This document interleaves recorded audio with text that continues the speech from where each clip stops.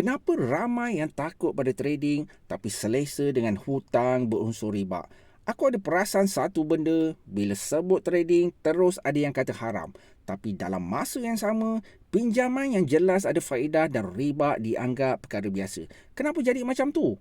Ramai orang sanggup berhutang bertahun-tahun untuk gaya hidup, kereta yang lebih mahal daripada kemampuan, kad kredit digunakan tanpa kawalan, pinjaman peribadi dibuat untuk perkara yang bukan keperluan. Tapi bila ada orang belajar trading dan cuba cari sumber pendapatan lain, terus ianya dianggap bermasalah.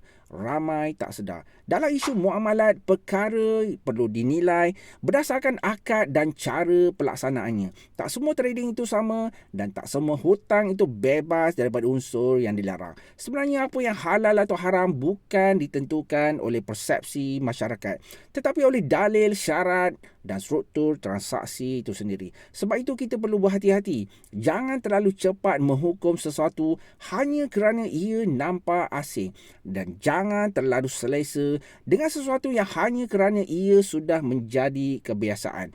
Kadang-kadang apa yang kita anggap itu normal belum tentu ianya betul. Jadi persoalannya, adakah kita menilai sesuatu berdasarkan ilmu atau berdasarkan apa yang selalu kita dengar?